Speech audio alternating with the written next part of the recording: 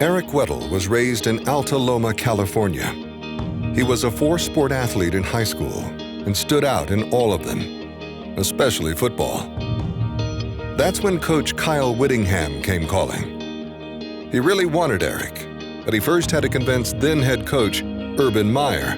And we have the home visit. We come out and Urban says, "You sure about this guy?" And I said, "I'm absolutely positive." Well, he doesn't look like he's a big-time football player. And I said, "Trust me on this one, Urban. You got to trust me. This guy is going to be exactly what we want." Coach Witt went to bat for me, man. That's why I love Coach Witt, and I'm forever embedded to him because he knew, he believed in me, and he was just like, man, I don't care about any other player of this class. Like, I want him.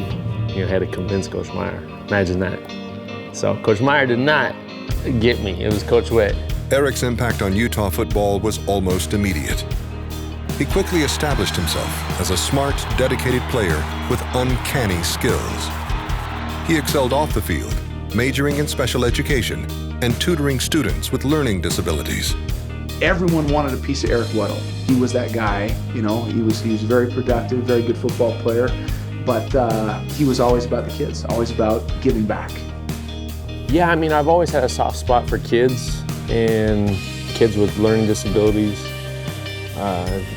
tend to be looked at differently, just because you may not learn the same way as everybody else, and I just grew an appreciation for him and a love. What makes him distinguished is that he does it all without being a me guy. It's not about him. His legacy, his career is wrapped in integrity, doing it the right way, and humility. After marrying his high school sweetheart, Chanel, a college athlete herself, Eric spent 13 years in the NFL.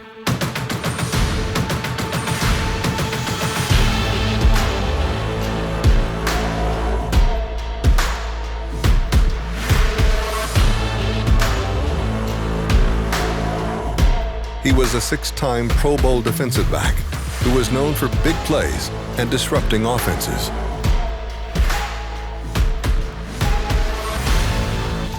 Racking up impressive football statistics only tells a small part of Eric's life. His love for family, those around him, and causes goes much deeper into who he is. At the end of the day, not many people, if any, are going to remember how many interceptions you make, how many tackles you made, how many touchdowns you scored. They're not going to remember any of that. But they're going to remember if you were a good person, whether it's sitting at halftime watching my daughter be in a halftime show and getting fined for it. And at the end of the day, you can get criticized for it. But I know that I can live with myself knowing that you stood for something that you feel strong about and you move on. You look at who he is as a father, and not many people get to see that. I've been able to see that, and he cares more for his kids and their upbringing than he does for his football career. Everything that I've done or I've tried to do is the thought of what's best for Chanel and the kids. So to be honored like this is it's special. It's amazing, to be looked at like that. And one more thing, you gotta love his magic beard.